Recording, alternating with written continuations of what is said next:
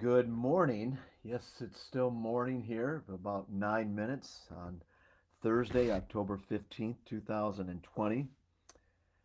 My name is Brian Galloway. I'm one of the pastors at Converge Church in Omaha, Nebraska.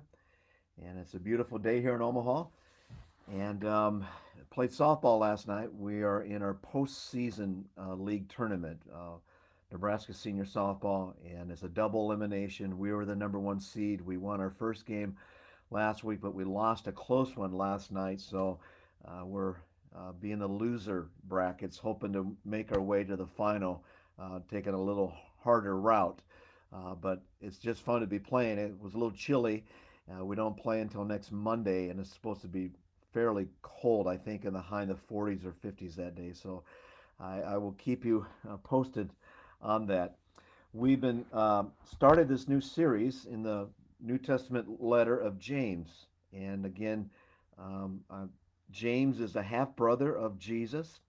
I say half brother because they had the same mother but different fathers. James' father was Joseph, and of course, Jesus' father was God. And last time we looked at this, we were in chapter 1, verses 2 to 4. Let me just read that, put some context to it. Count it all joy, my brothers, when you meet trials of various kinds, for you know that the testing of your faith produces steadfastness, and let steadfastness have its full effect, that you may be perfect and complete, lacking in nothing.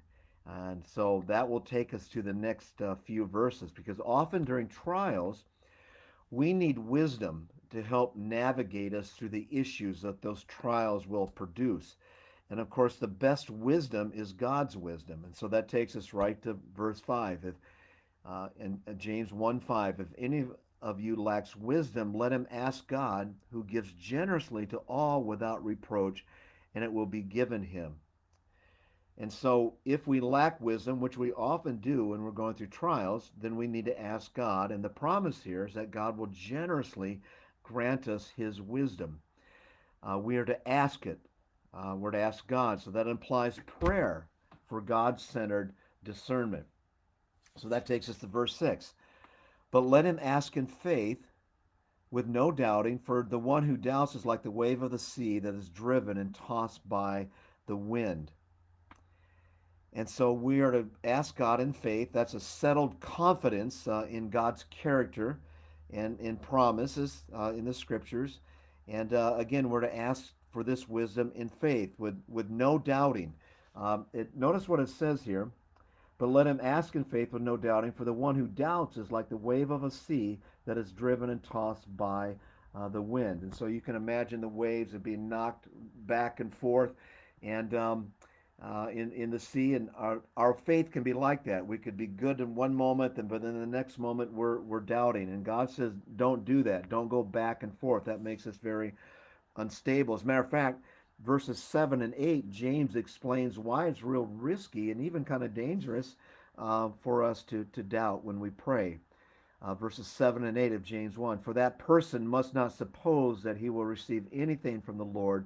He is a double minded man, unstable in all his ways. Good morning, Don. Good to see you.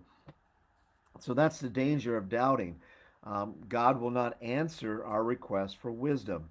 The picture here is that we kind of possess two minds. We got the mind that's going to trust God, and then the mind that doubts, that trusts our own natural abilities.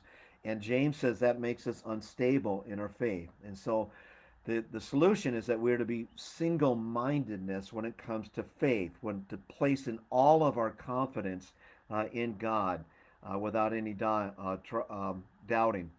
And so, again, let's kind of put it together here. The first 8 verses here.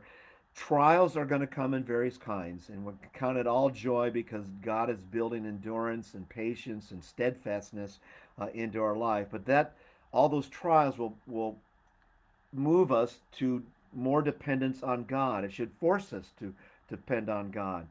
And then we realize that we're inadequate. We realize that we don't have all the answers. We realize that we don't have the wisdom. We think we're smart, but we realize these trials are humbling us.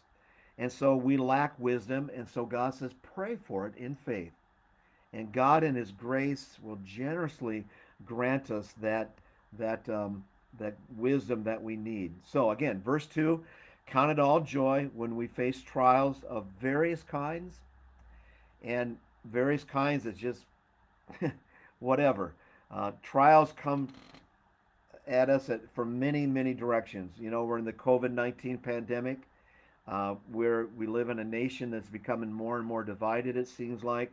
We might have a health issue, we might have a personal issue, we might have a family issue of some kind. They come in various kinds, and your list of trials is probably different from my list of trials, but we all go through them.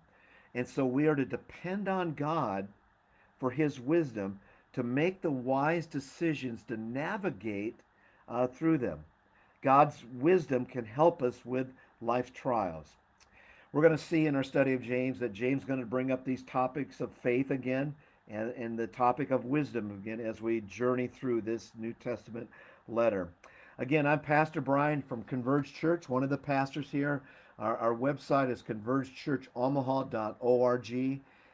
If you need to contact me about anything, about following Jesus, what does it mean to be a Christian? If you have any prayer requests, if you have any questions, go ahead and message me through Facebook. And I'm going to try to do this again tomorrow. So stay tuned for another Facebook Live from the letter of James. Have a blessed day.